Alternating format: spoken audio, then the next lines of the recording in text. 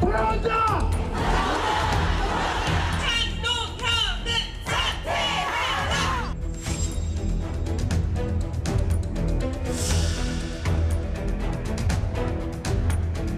절대 포기하지 마십시오. 기다려 주십시오. 저는 반드시 돌아옵니다. 똑같은 행위를 한동훈이 아니라 저 김민수가 했다면 15개월 끌 수 있었겠습니까?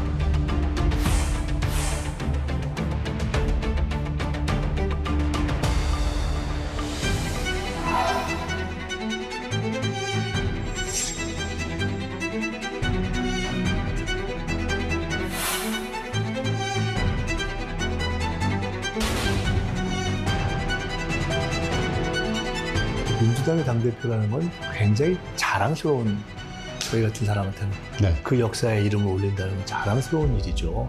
그렇기 때문에 당연히 그런 로망이 있죠.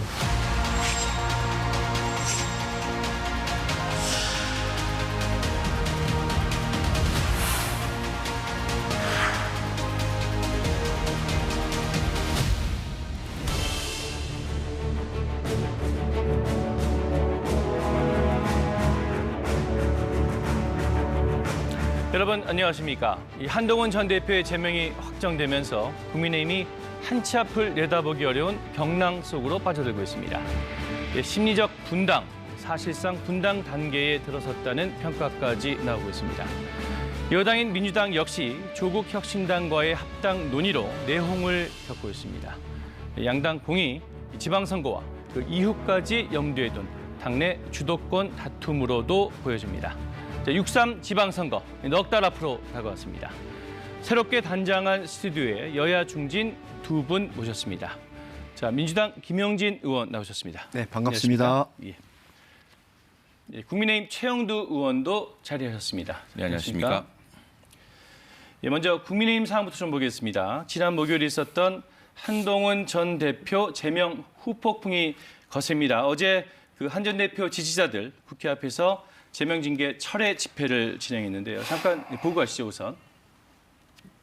한동훈을 쫓아내고 반헌법적인 윤어게인당으로 복귀하면서 스스로 사망 선고를 내리게 합니다.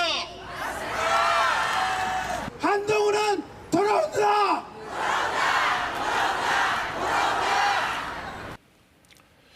자, 최 의원님, 집회 발언 수위가 지금 상당히 높습니다. 당내 분위기를 그대로 반영하고 있다 이렇게 봐도 되겠습니까? 네, 그렇습니다. 그리고 우리 당 지지자들 사이에서도 예. 상당히 이 문제에 대해서 의견이 많이 갈려 있고요.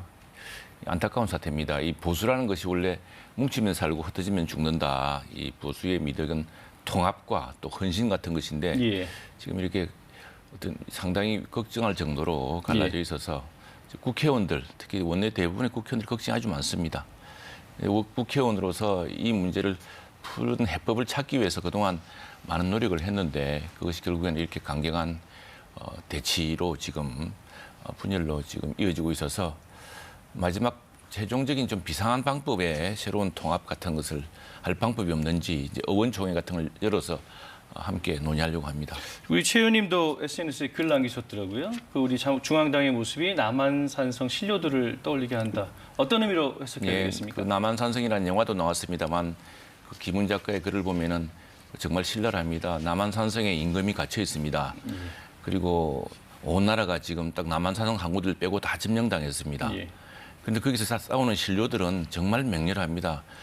그 김훈 작가의 글을 보면은 그 문장으로 발신한, 그러니까 말로서 일어선 사람들이 얼마나 맹렬하게 상대를 공격하고 자기 논리를 방어하는지 허망한 산맥을 이루었다라는 이야기가 나옵니다. 네, 그런 것처럼 지금 저는 특히 이 국면에서 좀 조심해야 될 것은 서로 말로서 감정을 격화시키는 이런 우리 당내에서 없어야 된다. 그리고 현명한 해법을 찾아야 된다. 이런 것들을 지금 대부분의 국회의원들이 그런 점에서 동의하고 있습니다. 그런데 우리 최 의원이 지금 말로서 격화되면 안 된다고 말씀하셨는데 그 최고위원회 제명 결정 거기 표현을 보면 우리 한 전 대표에 대해서 악성 부채, 고슴 도치 이런 강경한 표현도 나왔거든요. 그런 말을 해서는 안 되는 것이죠. 그러다 보니까 지금 무슨 당내 홍위병들도 아니고 서로 이렇게 각자 나서서 굉장히 격렬한 말로 인격 살인을 하고 있습니다.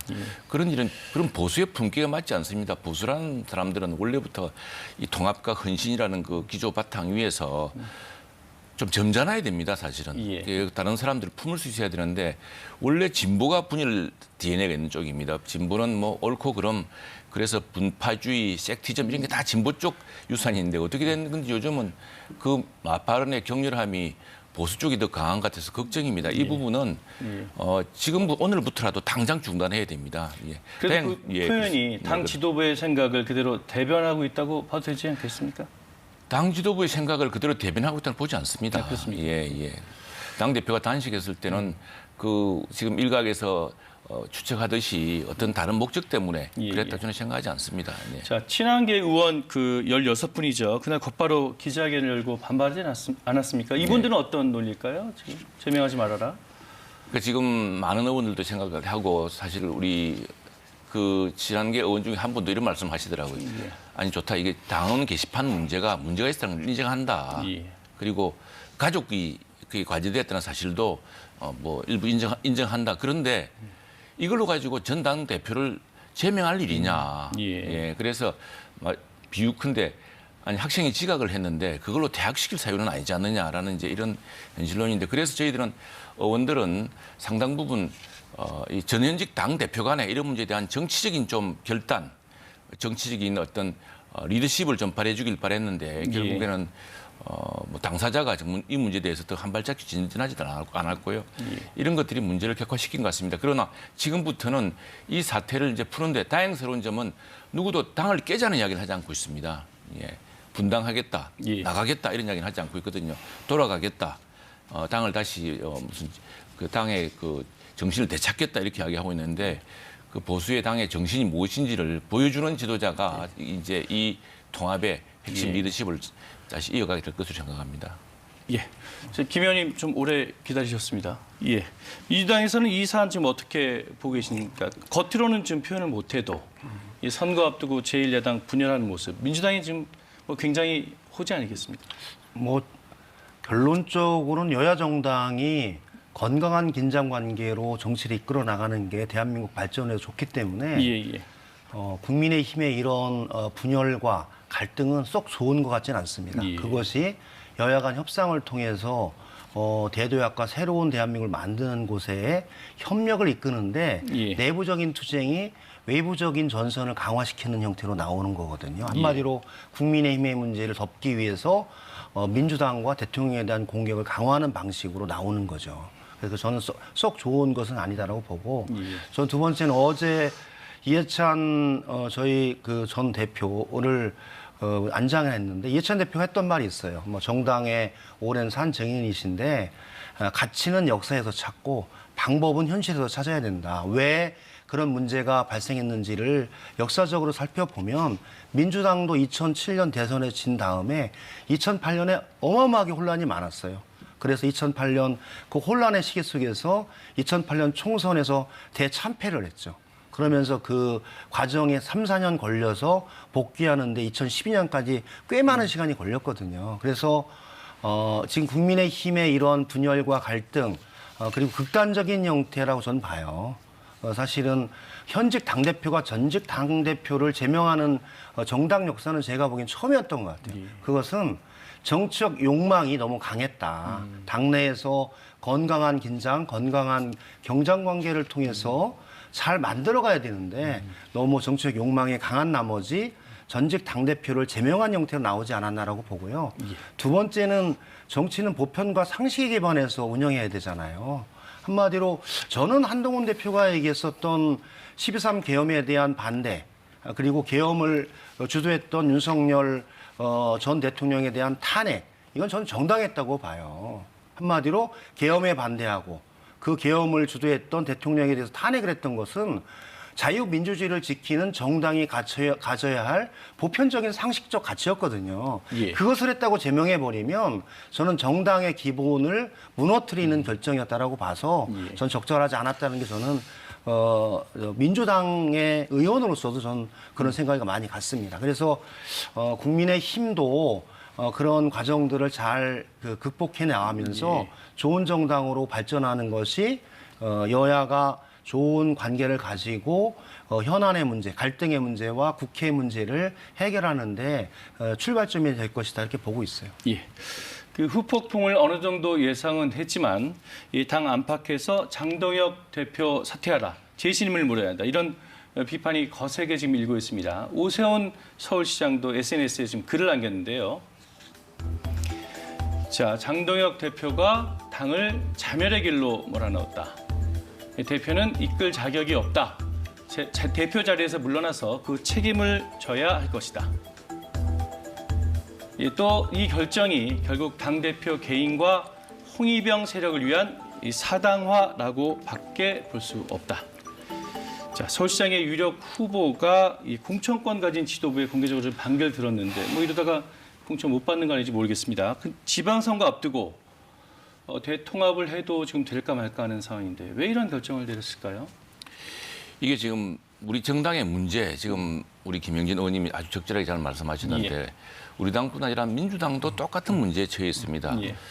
그 정당이라는 것은 특히 선거제도로 성패가 결정되는 이 정당이라는 것은 근대 정당 이론에 따르더라도 캐치올 파티, 모든 사람들, 가급적 지금 지지자가 아니었던 사람들까지도 지지자로 끌어들여야 되는 그런 포괄 정당이 되어야지 선거에서 이길 수 있고 나라를 이끌어 나갈 수 있습니다. 그런데 지금 양당의 정당 지도 체제를 보면은 굉장히 분열적입니다. 그런데 지금 우리 당도 문제에 지금 큰 내용에 빠져 있습니다만 더불어민주당의 경우도 뭐 대의원으로 할 것이 대의원과 권리당원의 투표 비율을 가지고 큰 내용에 빠져 있지 않습니까?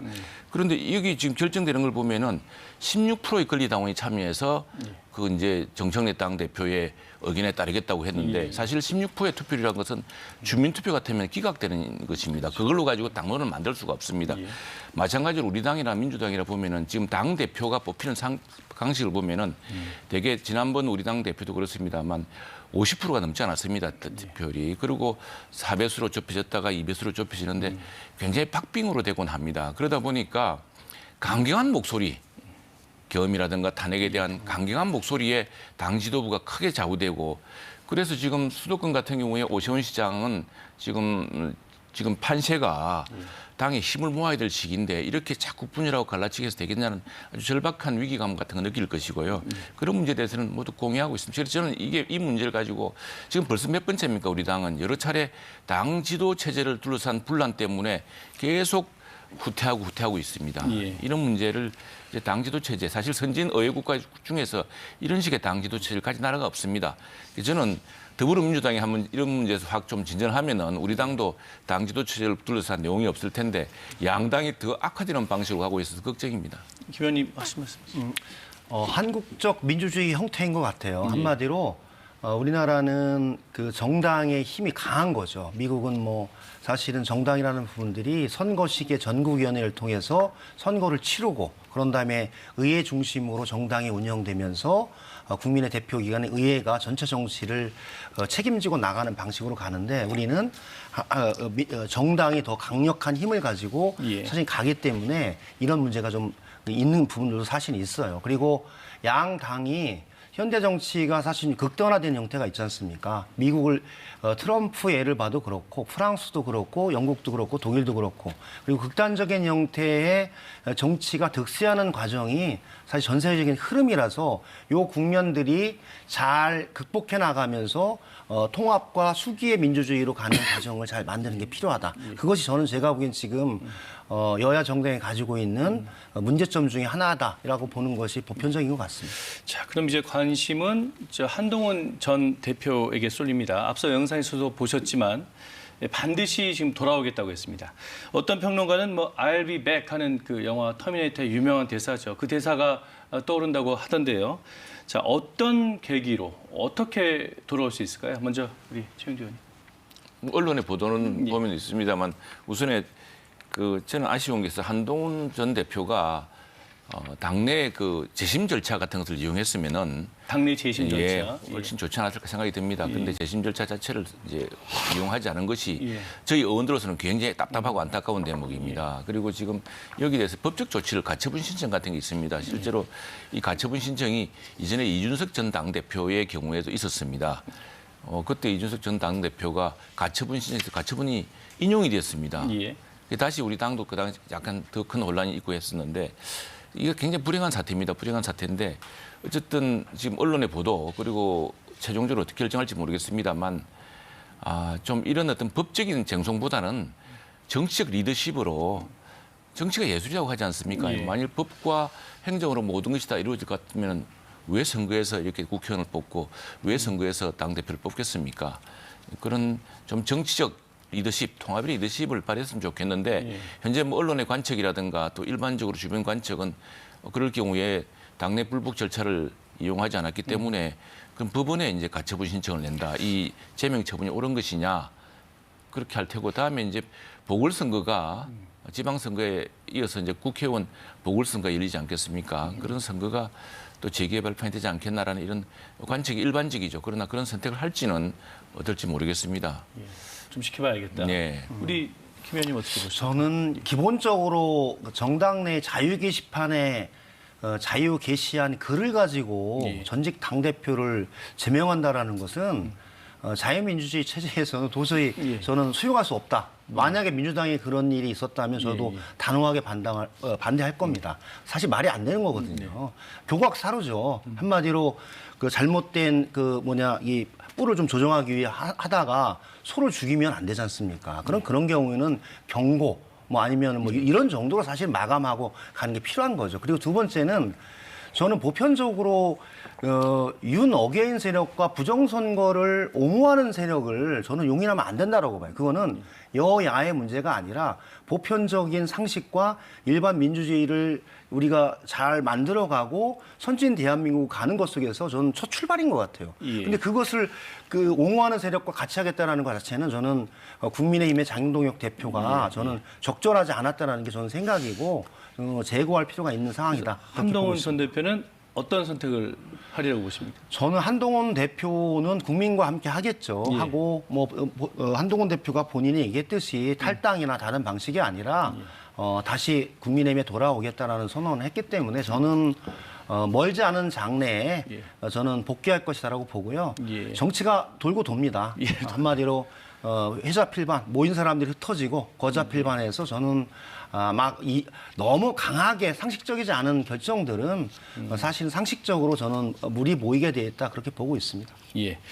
지금 당 내부 사정이 복잡한 건 지금 사실 국민의힘뿐만이 아니죠. 민주당도 지금 이 조국 혁신당과의 통합 논의로 지금 많이 시끄럽습니다.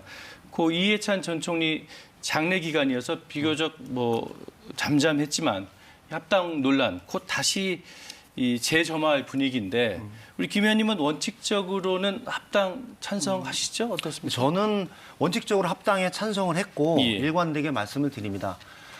정당은 사실은 국민과 함께 가는 거거든요. 김대중 대통령도 얘기했듯이 국민이 가라는 길에 반보 앞서서 가라. 그리고 통합과 단결했을 경우에는 승리했고 분열과 갈등이 있을 경우에는 패배했습니다. 전 그 길이 어느 정당이든지 똑같아요. 민주당도 통합하고 단결했던 경우에는 이겼고 분열하고 갈등했던 경우는 패배했습니다. 지금의 길은 통합과 단결을 통해서 민주당의 승리와 이재명 정부의 성공의 길로 갈 것인가 분열과 갈등의 길로 어려운 길을 갈 것인가에 대한 그런 길목에 있는 것 같아요. 그리고 두 번째는 제가 보기에는 통합과 단결하기 위해서는 조금 양보를 해야 되거든요. 많이 가진 측에서. 그러면 양보의 내용은 틀리더라도 좀 넉넉하게 통합해 나가고 단결해 나가면서 민주당을 좀 더 큰 정당으로 만들고 그러면서 이재명 정부의 성공을 위한 양당의 통합들에 대해서 권력의 문제나 이런 것이 아니라 긍정적인 방향으로 만들어가는 게 필요하다고 봅니다. 한마디로 총선 시기에도 민주당과 조국혁신당은 연동형 비례제라고 하는 큰 틀에서 같이 했고 탄핵 시에도 같이 했고 특히 대통령 시기에는 조국혁신당은 국회의원이 12명임에도 불구하고 후보를 내지 않았어요. 그리고 민주당의 이재명 후보 당선을 위해서 적극적으로 활동을 했던 우당이거든요. 저는 그래서 정치적으로, 정책적으로 큰 차이가 없는 경우이기 때문에 이 경우는 통합과 단결을 통해서 더 힘있게 나가야 된다. 그래서 지방선거 승리, 이재명 정부의 성공, 추후에 총선과 대선까지 이르는 큰 정치적 과정에서 큰 민주당의 토대를 만들어가는 긍정적인 방향의 에너지로서 저희들은 받아봐야 된다 이렇게 보고 있습니다. 자, 그런데 그 가장 큰 문제로 지적되는 게 말이죠. 당내 그 합당한 절차를 밟았느냐, 당내 소통이 원활했느냐, 결국 이 지점으로 모아지는 것 같습니다. 최고위원들에게도 뭐 20분 전에 알렸다는 거 아닙니까? 그렇죠. 그래서 저는 이제 이렇게 중요한 합당에 대한 제언들을 조금 절차 과정에서 좀 수계 과정을 갖는 절차 과정을 가졌으면 좋겠다는 생각이 저도 듭니다. 예. 사실은 대단히 중요한 내용이라서 최고위원들 그리고 주요한 당직자 이렇게는 좀 긴밀하게 논의하는 과정을 겪고 두 번째 합당과 뭐 분당, 신당, 창당이라고 하는 거는 대단히 중요하고 어려운 과정이라 사실 전체가 다 합의해서 가기에는 어렵습니다. 그래서 그런 사안의 성격도 있어요. 그래서 그러나 최소한으로 지도부 내에서는 좀 논의를 긴밀하게 하면서 갈등 과정을 관리하는 그런 것은 필요했는데 그런 것은 좀 부족했었다라는 것은 저도 지적을 하는 바입니다. 그래서 지금은 그런 절차 과정에 부족한 점을 사과하고 그런 다음에 통합의 과정들을 잘 만들어가는 그런 과정이 필요한 것 같아요. 현재는 절차와 과정에 대해서 비판하지만 통합 그 본질적인 문제에 대해서 반대하는 사람들은 많지 않습니다. 예. 그래도 이런 비판의 배경에는 말이죠. 그 정청래 대표가 합당을 통해서 당 대표를 연임하기 위해서 좀 무리수를 둔 거 아니냐. 뭐 이런 분석들이 좀 적지 않은 것 같습니다. 최 의원님. 네, 그런 계산을 하기 때문에 지금 민주당 내에서도 여러 논란이 있고 그러겠죠. 그리고 반대하는 분도 있고. 정청래 당대표의 입장에서 보자면은 이게 승부수가 될 수 있겠죠. 자신의 지금 권리당원에게 1인 1표를 주어서 대의원에 민주당은 정통적으로 이게 보면 유럽식으로 대의원의 힘이 지금 일반 당원 투표보다 권리당원 투표보다 16배, 20배의 힘이 많은 그게 사실 유럽 정당식입니다. 왜냐하면은 이게 대중정당이긴 하지만 그러나 정당이라는 것은 오랫동안 훈련되고 또 정당에 헌신해왔던 사람들이 정당의 큰 방침을 결정해서 국민들의 심판을 받는 쪽이다. 그래서 그런 방침을 택해왔는데 그걸 지금 1대1로 해서 다음 당대표 선거나 이런 쪽에서 정청래 당대표가 유리한 쪽으로 가겠다는 거 아니겠습니까? 여기에 대해서 주류들은 반발하고 있고 그러니까 새로운 사람을 끌어들여야 되겠다는 것이 이제 정청래 당대표의 계산이라는 것은 뭐 언론이라든가 여러 정치 전문가들 분석인데 저거는 오히려 접목해야 될 대목이 자 그럴 경우에 조국 혁신당 그리고 조국 당 대표한테는 그것이 미래 전략에 비춰볼 때 좋은 선택이냐. 호랑이 잡으러 그럼 호랑이 굴에 들어간다는 그런 표현 옛날에 누가 그런 말 한 적이 있습니다만 이게 그런 것이냐.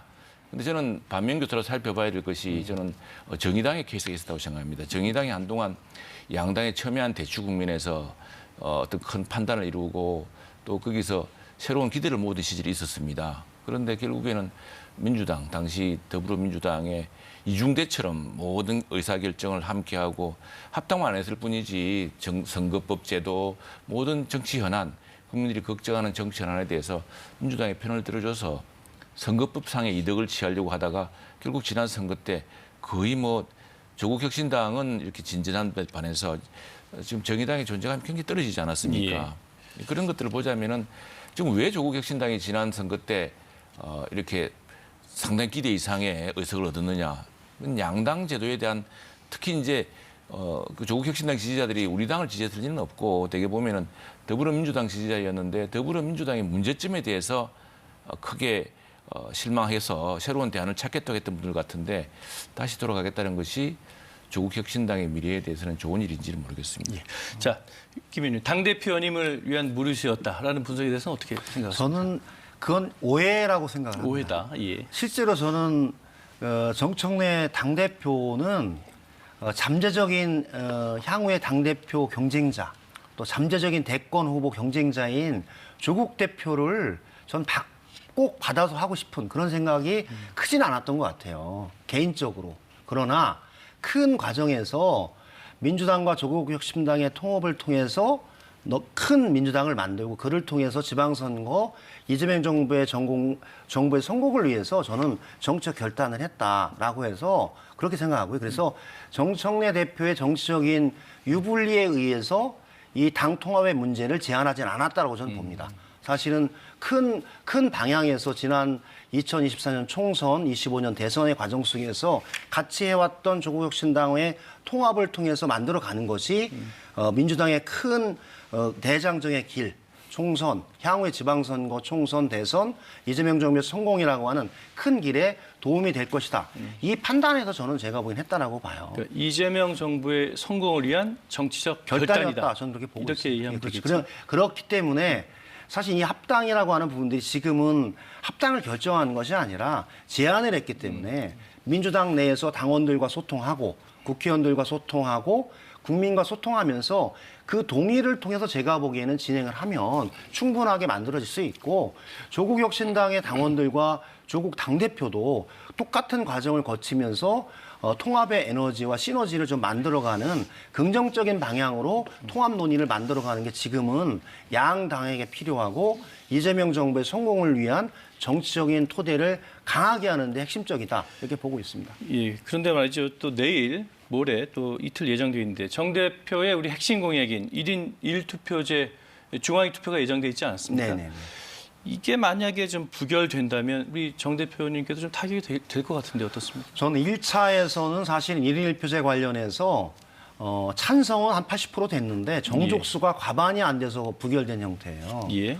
그런데 이번은 제가 보기에는 여러 수기 과정을 많이 거쳐서 30%가 넘는 당원들의 찬반 투표 중에 85% 이상이 동의를 했고 충분하게 논의 과정을 거쳤고 그다음에 전략 지역, 즉 영남 지역의 당원들에 대한 가중치를 어떻게 할 것인가에 대한 당내 합의도 이끌어냈고 그래서 저는 충분하게 가는 큰 방향에서 1인 1표제로 가는 게 큰 방향이었다고 봐요. 통과가 무난할 것이다. 이재명 대표 때도 동일하게 당원이 주인되는 정당을 만들어 간다는 취지에서 큰 방향으로 설계했고 그 설계 과정의 1단계를 이재명 대표 시기에 만들었고 이제 2단계를 정청래 대표가 마무리하는 단계라서 큰 방향에서 아마 잘 마무리될 것이다 이렇게 예측하고 있습니다. 예, 알겠습니다. 그 정청래 대표의 합당 제안 전에 또 청와대와 실제로 교감이 있었는지 여부도 논란이 됐습니다. 그런데 김민석 총리가 한 유튜브 채널에 나와서 이런 발언을 했습니다. 직접 한번 들어보시죠. 사전에 알고 계셨습니까? 그날 그런 방식으로 발표될 거다 하는 거는 몰랐습니다. 네. 예. 근데 다만 저는 오래된 그리고 원래부터 그리고 원칙적인 민주 대통합론자입니다. 말씀드렸듯이 이 시점에 그런 방식으로 이렇게 제기돼서 많은 논란을 되고 있지 않습니까? 그런 어떤 추진 방식이라든가 시기가 가장 이렇게 잘 실제로 그 결과를 만들어내는 것이었나에 대해서 여러 의견이 현재 있는 상태인 거죠. 자, 이 시점에 그런 방식으로 논의가 됐다. 그런 논의는 논란의 소지가 있다. 좀 의미심장한 내용인 것 같은데요. 김 총리가 이런 얘기도 했습니다. 한 번 더 들어보시죠. 민주당의 당대표라는 건 굉장히 자랑스러운 저희 같은 사람한테는 네. 그 역사에 이름을 올린다는 건 자랑스러운 일이죠. 그렇기 때문에 당연히 그런 로망이 있죠. 자, 서울시장의 꿈은 접었지만 당대표에 대한 로망이 있다. 뭐 사실상 이 정도면 차기 당권 출사표 아니냐 이런 분석이 지금 굉장히 많이 나오고 있거든요. 두 분 어떻게 보셨습니까? 먼저 예, 그렇게 보고 있습니다. 보고 있습니다. 예, 그렇게 김 의원님 어떻게 보고 생각합니다. 있어요? 저는 이제 김민석 총리가 얘기했듯이 예. 현재 총리하면서 당대표 출마한다라고 선언하는 사람은 없잖아요. 그런 예. 자기의 로망, 한마디로 20대 후반에 김대중 대통령에 의해 발탁돼서 민주당에 들어왔던 민주당의 적자이기 때문에 예. 40년 정치에 그 가장 중요한 당대표에 대한 자기의 희망이 있다라는 언급이라서 저는 일반론적인 얘기였다라는 생각이 들어요. 그리고 그거는 제가 보기에는 민주당에서 큰 정치를 하는 사람들은 다 그런 로망을 가지고 정치를 하고 있지 않습니까? 그런 로망의 표현이었다라고 봅니다. 김 의원님도 그런 로망이. 뭐 저는 제 분수를 잘 알고 있어서 그렇지는 않습니다. 예. 자, 우리 김 의원님 적자 말씀하셔서 우리 준비된 사진 한 장 더 보고 얘기 나눠보겠습니다. 자, 고 이해찬 총리 빈소에 두 분이 나란히 서 있는 사진인데요. 언론 지금 이 사진을 보고도 민주 진영의 맞상주 경쟁이다. 사실상 당권 경쟁이 시작됐다. 자, 이런 해석을 잇따라 내놓고 있습니다. 어떠세요, 보시기에? 저는 이해찬 총리의 빈소에 저도 5일 동안 이렇게 자주 갔었는데요. 김민석 총리, 정청래 대표가 상임 장례위원장을 맡아서 잘 하셨고, 저 그림도 그렇고, 또 그 옆에 3명이 같이 있었어요. 조국 대표까지. 예. 그래서 향후에 아마 민주 진영의 지도자들의 모습이었다라는 얘기를 저는 좀 보여서 저는 괜찮다라는 생각이 들었어요. 저는 건강한 관계 속에서 민주당과 민주 진영을 잘 이끌어 나갈 수 있는 사람들이 자기의 능력과 실천을 통해서 국민께 검증받고 당원의 검증을 받으면서 대한민국을 만들어가는 것은 저는 좋은 그림이었다 이렇게 보고 있습니다. 예, 지금 사회장이었습니다. 국장도 아니었고. 그런데 저는 뭐 거의 국무위원 전원이 예. 저 장례식장에 도열해 있는 모습은 사실 적절치 않다고 생각합니다. 지금 이게 얼마나 국가 상황이 지금 급박하게 돌아가고 있습니까? 한미 간에 이런 지금 새로운 통상 현안이 생기고 있고, 지금 안보 상황도 예사롭지 않고 이런 상황에서 지금 5일씩이나 모든 국무위원이 총출동, 특히 국무총리가 저 자리에 앉아서 민주당 내 당권 경쟁을 암시하듯이 하는 것은 매우 부적절했다 생각하고요. 또 하나 문제는 지금 좀 전에 김민석 총리가 나왔던 채널이 공영방송 같은 것이 아닙니다. 유튜브 채널이죠? 예. 좀 최근에 정부 당국자들이 특정 유튜브 채널에 나와서 자신의 지지자들을 상대로 저렇게 이야기하는 것도 이 정부의 정치적 중립성이라든가 또 정부가 정파를 떠나서 고당파적인 국정 운영을 하겠다는 원칙과도 사실은 어느 정부에서도 그렇게까지는 하지 않았거든요. 예. 이것도 굉장히 문제고, 그러면서 또 일각에서는 정보통신망법을 만들어서 어느 유튜브가 어느 무엇이 편파를 한다 또는 허위 조작을 한다 이렇게 이야기하지 않습니까? 스스로가 나서가지고 저렇게 특정한 또 편향적인 유튜브에 나가서 국민의 재산인 지상파를 이용해서 아니면은 국무회의나 또 국무총리면은 또 장관이며 모든 사람들이 기자회견을 통해서 다 이야기할 수 있는 법인데 예. 저런 방식으로 특정 유튜브 채널에 나가서 소신을 이야기하고 한다는 것 자체가 정치를 지금 특히나 초당파적인 정치, 국정의 원칙에 크게 어긋난 것이다 생각하고 있습니다. 이 부분에서는 좀 우리 김 의원님 반론 기회를 좀 드려야 될 것 같은데. 요새는 이제 기존 언론을 이용하는 경우도 많이 있고 그게 주로 하겠죠. 제가 보기에는 국무회의를 지금은 생중계도 하고 있고 그다음에 국민과의 대화도 사실은 공중파에서 전체적으로 생중계를 하고 있는 상황이라서 그걸 기본으로 하고, 그러나 새로 변화된 언론 환경 내에서 유튜브에 나가서 또 그 국정에 대해서 설명을 하고 하는 것도 저는 변화된 언론 환경에 적절히 적응하는 그런 과정이었다고 봅니다. 그리고 장례 관련해서도 김민석 총리가 매일 상주의 역할을 했던 것은 아니고 필요한 시기에 상주의 역할을 했고, 대부분의 시간은 국정을 돌보기 위한 국무회의 그리고 관계장관 회의, 그다음에 국무총리가 주관하는 회의들을 주로 업무를 수행을 했던 과정이었습니다. 제가 목요일, 금요일 이틀간 하루 종일 같이 있었는데 김민석 총리가 있었던 시간은 많지는 않았어요. 한마디로 국정을 돌보고 필요한 시기에 사회장인 국가와 국가의 한 부분인 민주평통과 민주당이 같이 하는 그 장에 정치 선배로서 또 국무총리의 전직 총리로서의 예우를 다하기 위해서 했다. 그렇게 보시면 될 것 같아요. 예. 다시 조국 혁신당과의 합당 이유로 좀 들어가 보겠습니다. 공동 대표, 당명 이런 문제로 좀 시끄러웠는데 최근엔 미락설까지 나와서 좀 더 뒤숭숭한 분위기입니다. 이 합당 좀 간단치 않아 보이는데 순조롭게 되겠습니까? 어떻게 보세요? 저는 여러 중간 단계에서 여러 어려움이 있겠지만 큰 방향은 저는 가능하다라고 보고 있습니다. 왜냐하면 민주당의 통합 역사를 보면 2007년, 8년에도 대통합 민주신당에서 대통합 신당으로 통합을 했고, 또 11년에도 또 이해찬 대표와 문재인 당시 비서실장이 주관했던 시민통합당과 민주당이 통합하여 민주통합당으로 통합이 됐고 그래서 이해찬 대표가 당시 당대표가 됐고요.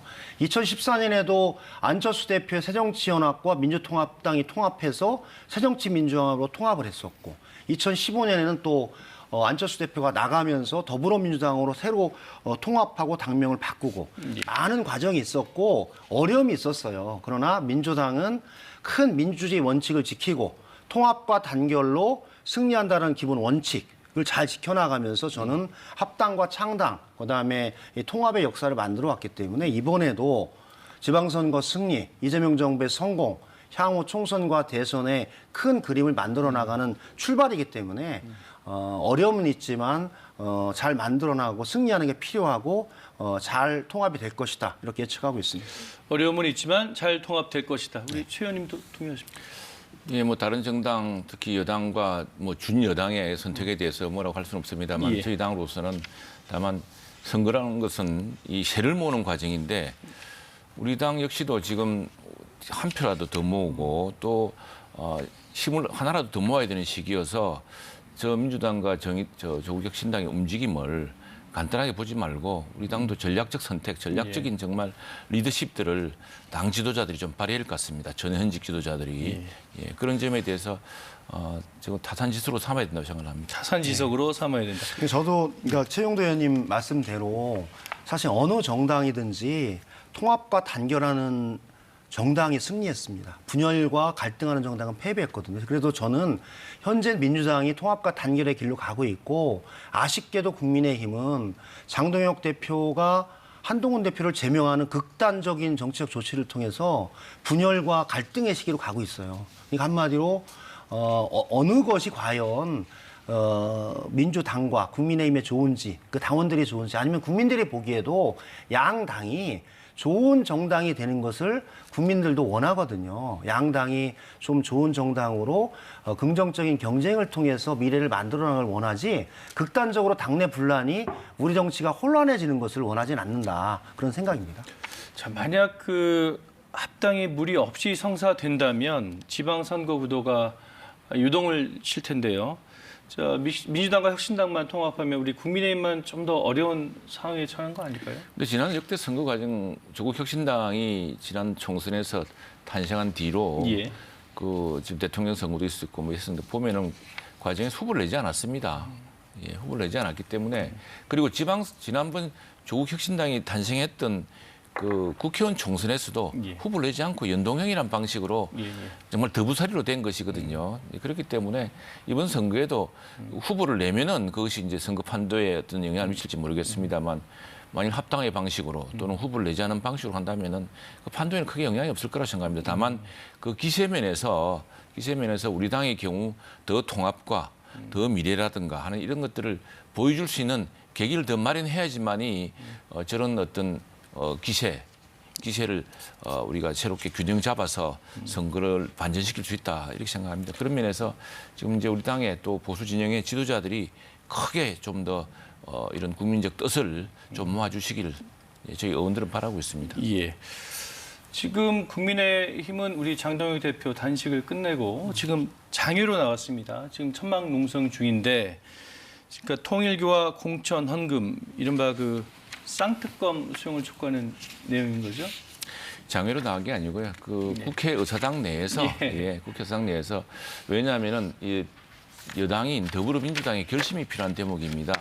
특별검사를 하자. 지금 이 문제가 굉장히 심각합니다. 우리 장동혁 대표의 단식이 특검 수용입니다. 양대 특검 수용. 뭐냐면은 공천뇌물 비리, 민주당 내에서 지금 벌어졌던 공천뇌물 비리 사건에 대한 특별검사를 하자. 왜냐? 이게 경찰 수사가 제대로 이루어지고 있지 않습니다. 그래서 특정 사건에 대해서 이것은 우리 당뿐 아니라 더불어민주당을 보더라도 우리 정당의 전체 신뢰, 국회의 신뢰를 회복하기 위해서라도 매우 중대한 문제다. 왜? 풀뿌리 민주주의를 앞두고서 아니 시의원은 공천 대가로 몇 억, 구의원은 몇 천만 원, 또 구의원에 당선되면은 국회의원 측에 뭐 법인 카드를 제공한다든가 하는 이런 지금 것들이 사람들이 볼 때는 공공연한 사실, 공공연한 비밀로 되는 것처럼 지금 인식되고 있지 않습니까? 그렇다면은 여야 정당에서 지금 지방선거를, 풀뿌리 선거를 앞두고 있는 마당에 그렇지 않다는 것을, 또 만일 그런 사례가 있다면은 여야 할 것 없이 단호하게 발본색원하겠다는 것을 정치권이 보여줘야 됩니다. 지금 정치가 그렇게 하지 않고 있기 때문에 이것은 다수당, 절대적 의석을 쥐고 있는 더불어민주당의 선택의 문제이기 때문에 장동혁 대표는 그걸 수용하라고 단식한 겁니다. 또 하나는 통일교 이른바 로비 사건인데 지금 그 사건으로 우리 당의 중진 한 분은 지금 수감되어 있습니다. 그리고 1심에서 유죄까지 받았습니다. 그런데 똑같은 사안에서 다른 한 분은 현역 민주당 현역 의원은 전혀 수사가 이루어지고 없는지 알지 못할 상황이 됐습니다. 여기에 지금 이제 지방선거에 나가겠다고 공개적인 행보를 하고 있습니다. 역시 경찰이 제대로 수사하고 있지 않습니다. 경찰이 과거에 어떻게 했습니까? 전 방송통신위원장 이진숙 통신위원장의 경우에는 경찰을 출석을 했는데 마침 그날 국회가 열려서 못 간다고 불출석 사유서를 제출했는데 수갑을 채워서 잡아갔습니다. 그때 그런 경찰은 어디 갔습니까? 이러니 국민들이 이 법적 정의 같은 거, 법의 공정성을 믿겠습니까? 또 특히 소수당인 우리 야당으로서는 정말 통탄을 이고 절박한 일이죠. 법적 정의에도 어긋난 일입니다. 그렇기 때문에 우리 당으로서는 정치를 쇄신하고 정치를 혁신하고 또 지금 사법 정의를 바로잡기 위해서 2가지 특검을 요구했던 것이고 그 특검이 장동혁 대표의 단식은 끝났습니다만 수용되고 있지 않기 때문에 저희 의원들의 결의로 바로 국회 의사당 계단 아래에서 오가는 더불어민주당 의원, 조국혁신당 의원들에게 특검을 수용하라라는 이런 지금 촉구를 하고 있는 겁니다.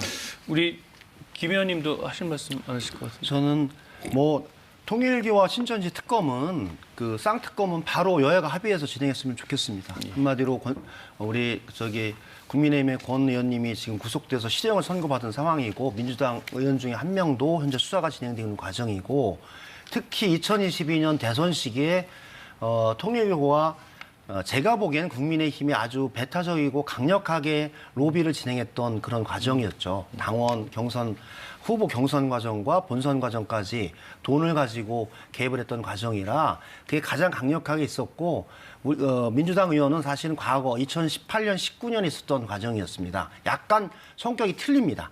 그래서 그런 통일교의 선거에 관한 정치에 대한 개입 과정을 바라보는 수사하는 것은 단호했으면 좋겠어요. 신천지도 마찬가지고. 그래서 저는 이리저리 서로 말 돌리지 말고 통일교 신천지 특검을 바로 진행했으면 좋겠어요. 지금 검경 합수부에서 속도감 있게 수사를 진행하고 있는데 이 수사가 잘 마무리되면 부진하다 하면 제가 보기에 하는 건 전 100% 동의입니다. 두 번째는 공천원금 관련해서는 지금은 이제 민주당의 일부 의원들과 일부 시의원의 문제로 드러나고 있는데 사실은 양당의 좀 아픈 골이에요. 저는 모든 국회의원이나 모든 지역위원장이 그러진 않다고 생각을 해요. 우리 최영도님도 잘 생각하시지만 아주 잘못되고 극단적인 형태가 나타났던 것이 이번 강서구의 김경 시의원의 전 사건이라고 보고 그런 것은 저는 발본색원에서 다시는 민주정당에서 있으면 안 되는 그런 사건이라고 보고요. 홍준표 전 대표도 얘기했듯이 몇 억을 들고 와서 동대문 구청장 하게끔 해달라고 단호하게 끊었다고 하잖아요. 그리고 이번에 건진 법사도 경상북도의 도의원과 군수 선거에 공천원금을 받아서 친윤에게 로비를 해보겠다. 이런 사건이 수사 과정에서 나왔잖아요. 그래서 저는 모든 국회의원이 그러진 않다라고 봅니다. 최소한. 그런데 그런 문제가 있는 것에 대해서는 정확하게 수사해서 처벌하는 게 필요하다. 그리고 앞으로 이런 일이 있으면 저는 원 스트라이크 아웃으로 그런 문제가 드러나는 국회의원, 후보자는 단호하게 정리하는 게 필요하다. 그런 생각이고 특검은 제가 보기에는 지금 검경 합수부에서 수사를 진행하고 있어서 필요할지 여부는 판단했으면 좋겠다. 그래서 좀 내용을 좀 봤으면 좋겠어요.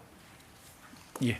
자, 특검에 대한 우리 각 당 입장 들어봤습니다만 근데 지금 이 특검에 대한 대응도 그렇고요. 또 선거연대도 그렇고 국민의힘은 개혁신당과 좀 함께하고 싶은 마음이 있을 것 같아요. 연대하고 싶은. 근데 한동훈 전 대표 우리 제명 이후에 개혁신당에서 이런 발언이 나왔습니다. 한번 들어보시죠. 선거 연대를 할 요소가 없습니다. 네, 할 요소가 없을 뿐더러 제가 행정 모르는 사람들이면 모르겠는데 너무 잘 알고 있는 집단이라 가지고 제가 어떤 생각인지 뻔히 알기 때문에 그런 논의에 들어갈 생각이 없습니다. 자, 최 의원님, 이 발언 어떻게 해석을 해야 될까요? 우선 특별검사라는 것은 검사와 특별검사가 다른 점은 특별검사는 특정한 사건만, 그러니까 한 사건만 수사하게 되어 있습니다. 예.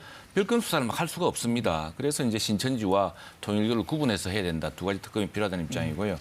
또 하나 이 특별검사는 지금 정당의 유불리 문제가 아닙니다. 그래서 지금 김영진 의원님 말씀하셨습니다만 단호하게 여야 어느 정당이라도 이런 일이 있으면 발본색원해야 되는 그런 강력한 정치 의사를 보이기 위해서라도 꼭 특별검사를 실시해야 됩니다. 지금 경찰 수사가 얼마나 늦어지고 있습니까? 특별검사가 집중해서 해야 되고요. 예. 또 하나 문제는 지금 이것은 특히 저희 당의 경우는 이번 지방선거, 풀뿌리 민주주의를 이루는 선거에서 아주 핵심적인 가치라고 생각합니다.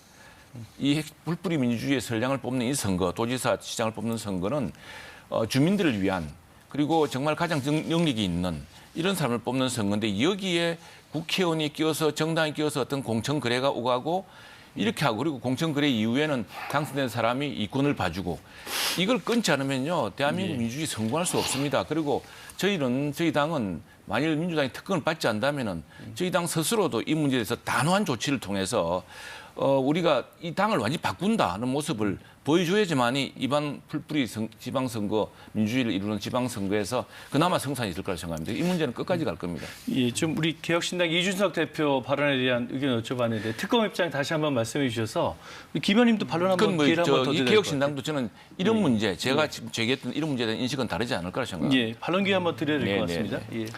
저는 최영도 의원님 의견에 동의하고요. 사실 그런 문제가 있으면 안 되죠. 그리고 저도 정치를 20년 해왔지만 그런 방식으로 정치는 하진 않거든요. 예. 민주당의 대다수 국회의원들은. 그리고 그런 김경시 의원의 문제는 단호하게 제가 보기에는 조치하고 처벌하고 다시는 없게끔 하고요. 민주당도 그런 사건이 일어나는 것에 대해서 국민 여러분께 죄송스럽습니다. 앞으로는 다시는 그런 일이 없게끔 제도와 시스템으로 제어하고 심사와 공천 과정에서 걸러내서 그렇게 없게끔 하겠습니다. 그래서 이번에 서울시당 공관위에서는 모든 현역 정치인을 공관위에서 다 배제했습니다. 외부 인원들이 외부의 공관위원들이 깨끗하고 엄정하고 공정한 시각으로 공천을 하겠다라고 해서 전체 국회의원 지역위원장 다 배제하고 외부인을 했다고 하면서 정말 자정 노력과 시스템적인 공천 그리고 심사와 검증 과정을 더 엄정하게 하는 거 이렇게 진행한다는 말씀을 드립니다. 예. 자, 이번엔 좀 지방선거 논의로 이야기를 좀 주제를 바꿔보겠습니다. 최근에 굵직한 이슈가 많았죠. 이 대통령 공약이었던 코스피 5천도 달성했고요. 또 부동산 시장 반드시 안정시키겠다. 대규모 공급 대책도 발표됐습니다. 이런 민생 이슈가 선거에는 영향을 줄 텐데 좀 지금 선거구도 어떻게 전망하고 계신지 먼저 우리 최 의원님. 예, 특히 이제 지금 집값이 심각한 문제지 않습니까? 예. 저는 전통적으로 이 민주당 계열 정당들이 이 집값 문제에 대해서 자꾸 규제라든가 이런 문제를 풀려고 하는데 지금 당장 대통령도 다주택 중과세를 부활하겠다 그렇게 이야기했습니다. 예. 이게 보면은 정책적으로 보면은 이게 굉장히 단호해 보입니다. 또 그게 좋은 선택처럼 보이는데 이 문제는 결과적으로 안 그래도 공급이 부족한 주택 공급을 더 줄이고 주택 매물이 시장에서 사라지게 할 수 있는 문제가 생깁니다. 저희들은 2020년 21대 총선 직후에 당시 더불어민주당에서 임대차 3법, 근데 임차인을 보호하겠다는 선량한 정책 목표였다는 걸 인정합니다. 그런데 저희들 반대했습니다. 시장의 논리와 맞지 않기 때문에. 그 결과가 어땠습니까? 전세 대란이 일어났습니다. 심지어 국회의원인 저도 전세 대란의 피해를 보기도 했습니다. 마찬가지로 지금 이 정말 그 서민들을 위한 시민들을 위한 정책의 현실에 맞는 정책을 취해야 되는데 이게 집값 잡겠다고 단호한 발언, 단호한 정책 이런 걸 냈다가 말로는 아주 선량한 정책인데 실제로는 아주 가혹한 시장의 그 폐해로 돌아오고 서민들의 피해로 돌아오고 결과적으로는 오히려 돈 있는 사람들이 더 돈 많이 가지게 하는 이런 정책 실패가 이번 지방선거에 큰 쟁점이 될 거라고 생각을 하고요. 지금 통상 현안으로 따라가고 있습니다만 지금 다행히 환율이 좀 잡히고 있습니다. 이 환율 문제도 굉장히 중요한 그래서 오히려 이런 문제에서는 과거에 정책 정당으로서 우리 정당이 이 문제에 대한 좀 더 큰 능력과 대안을 내세워서 시민들에게 국민들에게 더 좋은 대안을 제시해야 된다고 저는 생각합니다. 예, 지금 정부의 부동산 대책에 대해서 지금 비판 많이 해주셨는데 저는 큰 방향에서 이번 지방선거 관련해서는 윤석열 정부 3년 동안 우리 경제가 거의 무너졌거든요. 한마디로 일본의 30년 저성장의 터널의 입구를 사실은 윤석열 정부가 만들었어요. 2년 동안 87조의 세수 펑크, 예. 그다음에 작년 상반기에 마이너스 성장. 그래서 25년은 실제로 작년 1% 성장이었습니다. 우리 경제 성장에서 가장 낮은 성장을 이끌었어요. 그런데 새로운 이재명 정부가 나오면서 올해 경제 성장 예측을 2%로 하면서 전환과 성장의 전기를 지금 마련했다. 그래서 윤석열 정부가 망친 경제를 이재명 정부가 회복과 성장으로 만들 것인가? 아니면 또다시 윤석열 정부의 경제 정책의 실패를 반복하면서 후퇴와 실패로 갈 것인가? 회복과 성장이냐? 후퇴와 과거냐? 이것이 저거는 가름할 것 같고요. 코스피 5천에 대해서도 뭐 이준석 대표, 나경원 의원, 국민의힘 많은 의원들이 비아냥거렸어요. 그게 가능하겠어? 그래서 지금 청년들에게 인버스 해라, 인버스 해라 해서 했는데 인버스에 투자했던 청년들이 지금 아주 통곡하고 있어요. 왜냐하면 주가가 2,500에서 5,000으로 뛰니까 손해를 엄청나게 본 거죠. 그것처럼 예측 가능한 형태로 경제를 살리는 대한민국을 만들어가는 지방선거가 필요하다라고 보고요. 그 과정으로 갈 것이라고 봅니다. 두 번째, 부동산 관련한 건 얘기를 했지만 부동산 다주택 중과세는 사실은 4년 동안 유예가 됐던 거예요. 근데 4년 동안 유예가 되니까 이것이 부동산 시장에 왜곡을 불러온 겁니다. 한마디로 주택이 많고 고가의 주택을 소유하는 사람들이 그에 비례해서 재산세를 내야 되는데 그걸 다 유예줬기 때문에 그거 시장으로 나오지 않는 거죠. 부동산 폭등을 예측하면서 정상적인 거래를 진행하지 않는 거예요. 그러다 보니까 서울과 수도권의 집값이 폭등하는 문제가 있었던 거죠. 그래서 이거는 부동산 거래 정상화 그리고 부동산 소유에 대해서 정상적인 거래를 만들기 위한 하나의 조치고 중과세 유예는 한시적인 조치였던 거를 2년 하다가 4년을 연장한 것을 정상화시키는 거죠. 그래서 원칙에 따라 이 부동산 시장을 저희들이 관리해 나가면서 하고 세 번째는 부동산 공급은 수도권에 획기적으로 용산 정비창, 태릉 골프장, 그다음에 과천 경마장 등 대단위의 신도시 아파트를 공급하면서 청년과 최초 생애 주택을 얻고자 하는 청년들과 새로운 30, 40대들에 대한 주거 공급 정책을 획기적으로 만들거든요. 기존 신도시 주거 공급 정책에 더불어서. 그래서 저는 공급 정책을 충분히 해나가고 그다음에 여러 가지 제도를 정비해 나가면 수도권의 부동산의 잘못된 형태의 시장 질서를 잘 바로잡고 정상화의 길로 갈 것이다. 그래서 그런 방향에 대한 경제 정책, 부동산 정책 그리고 AI 대전환 시기에 대도약을 통해서 대한민국이 3대 AI 강국으로 나가고 그를 통해서 반도체 강국으로 커왔던 대한민국을 다시 AI의 강국으로 만드는 그런 경제 정책을 통해서 새롭게 세계와 경쟁해 나가겠다라는 비전들을 가지고 있다. 그래서 저는 국민들이 이런 대도약과 전환의 시기에 이 일을 제대로 하는 이재명 민주당 정부가 필요하다라는 부분들을 이번 지방선거에서 큰 방향으로 말씀드릴 예정입니다. 예, 저도 김영진 의원 말 공감하는데 정말 시장을 알고 시장의 원리에 맞게끔 하는 것이 중요합니다.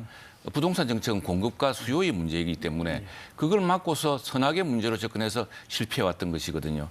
자, 또 하나의 문제는 지금 이재명 정부 이전 정부는 잘 못하고 이것도 사실 맞지 않습니다. 왜냐하면은 결국 시장이 잘 되고 기업이 잘 돼야 경제가 성장합니다. 지금 주가 코스피 5천 달성한 게 이재명 정부가 잘해서 그렇습니까? 그렇지 않습니다. AI 시대를 맞으면서 HBM 반도체를 만들었던 삼성 그리고 하이닉스 그리고 현대차 지금 아틀라스 로봇을 통해서 AI의 피지컬 AI의 새로운 장을 보여준 이 세 개가 지금 이끌고 있는 겁니다. 기업이 이끌고 있는 겁니다. 그런데 이재명 정부나 더불어민주당은 어떻게 했습니까? 기업의 혁신과 또 기업이 더 잘할 수 있는 것을 하기보다는 혁신의 발목을 잡고 주 52시간 연구 잘하는 사람, 혁신하는 사람은 혁신하게 해줘야죠. 그리고 지금 기업으로서는 자꾸 해외로 옮길 수밖에 없는 것이 국내 사업장에서 어떤 파업, 어떤 문제가 생길지 모르니까 기업을 제대로 할 수 없다고 하지 않습니까? 그 문제에 대해서 저희들은 이재명 정부와 더불어민주당이 좀 더 현실적이고 시장 친화적인 정책, 기업이 살아야 주가도 오르고 지금 기업 때문에 이렇게 오르고 있는 겁니다. 그 기업을 살리자는 것이 저희 당의 기본 정책이었고요. 이 어떤 명분론과 선악으로 시장을 가르고 기업을 억압해서는 안 되겠다. 기업을 풀어주면 이렇게 성장하는 겁니다. 그 정책을 살리기 위해서 어찌됐든 이번 선거에서도 최선의 정책을 내놓겠습니다. 현재는 저는 지금 말씀하신 것처럼 이재명 정부는 이념과 관념에 의해서 시장과 경제를 바라보지 않습니다. 실용과 미래를 중심으로 필요한 부분들은 적극적으로 수용한다는 취지로 하고 있고 그 어느 것 하나 제가 보기에는 그런 규제나 이런 것을 통해서 이 변화되는 AI 대전환 시기에 새로운 경제를 만들고자 하는 것에 단 한치도 제가 보기에는 후퇴하거나 규제하지 않는다. 그리고 그래서 반도체, AI, 그다음에 현재를 비롯한 새로운 미래 자동차 이런 새로운 신산업 분야에 대한 적극적인 투자를 진행하고 있고 국부펀드를 통해서도 새로운 창업자들이 도전할 수 있는 길을 연 것이 이재명 정부다. 그래서 과거의 언어로 현재 이재명 정부가 진행하고 있는 실용적인 경제가 성과를 맺을 수 있도록 정쟁이 아니라 여야가 함께 힘을 모아주는 것도 지금은 필요한 시기다. 그렇게 보고 있습니다. 자, 두 분이 열띤 토론을 벌여주셔서 어느덧 마칠 시간이 거의 다 됐는데요. 마지막으로 우리 시청자 여러분에게 혹시 준비해 오셨는데 못하신 말씀 있으시면 한 말씀 부탁드릴까요? 먼저 우리 김 의원님. 이재명 정부가 이제 2년 차에 들고 있습니다. 실제적으로 이재명 정부가 책임지는 한 해가 될 것입니다. 이재명 정부 얘기했듯이 회복과 성장 그리고 대도약을 통해서 우리의 살림살이가 나아지고 경제가 나아지고 민생이 나아지는 민생 경제 대도약의 원년으로 삼고자 총력을 질주해 나가고 있습니다. 민주당도 여야가 통합과 그다음에 협의를 통해서 좋은 국회가 국민들의 살림살이를 잘 만들어 나갈 수 있도록 올 한 해도 잘 만들어 나갈 수 있도록 하겠습니다. 우리 참 김영진 의원님 같은 분만 계시면은 정말 여야가 다 발전할 수 있을 거라 생각합니다. 근데 독선, 특히 우물안으로 세상을 바라보는 이런 더불어민주당 내부의 강경파의 입장 이런 것들이 참 걱정입니다. 지금 정보통신망법 개정안이라든가 또는 쿠팡의 사태에 대한 이런 것도 보면은 더불어민주당 내 일부 강경파들이 이를 망친 측면이 많습니다. 특히 정보통신망법 같은 경우는 언론의 자유, 민주주의라는 소중한 가치와 관련된 문제를 건드리는 바람에 워싱턴 포스트 사설에서도 특별 비판을 했습니다. 또 하나 이것은 미국 정부도 걱정했고 미국의 혁신 생태계도 걱정하는 문제입니다. 그런데 허위 조작 뉴스라고 이런 것을 만들어서 지금 국내 시민단체, 언론단체 모두 걱정하고 있습니다. 그런데 그냥 강경파들이 밀어붙이고 있습니다. 그런데 민주당의 당 지도부도 그걸 용인하고 있는 상황이고 그래서 제발 우물안으로 세상을 보지 말고 또 이번에 한미통상회담도 그렇습니다. 쿠팡을 미국의 법으로 따져서야 됩니다. 쿠팡 스스로 쿠팡을 미국 법으로 따지면 더 큰 처벌을 받습니다. 이렇게 밀어붙여야 되는데 그렇게 정확하게 쿠팡을 비판하거나 이런 수사 결과를 발표하지 못하고 자꾸 온갖 문제를 가지고서 쿠팡을 괴롭히는 듯이 비친 것을 가지고 쿠팡이 지금 왜 차별하느냐고 지금 오히려 역공하고 있거든요. 그런 문제들처럼 정당 정책을 저희들도 오랜 경험이 있습니다. 특히 시장, 기업을 위한 정책 경험이 많기 때문에 AI G3 정책도 저희 정부 때 만든 정책이기도 합니다. 함께 노력해서 대한민국을 살려야겠습니다. 오늘 말씀 잘 들었습니다. 두 분 나와주셔서 감사합니다. 감사합니다. 오늘은 여야 의원 두 분 모시고 전국 현안 진단해봤습니다. 시청해주신 여러분 감사합니다. 다음 주에 뵙겠습니다.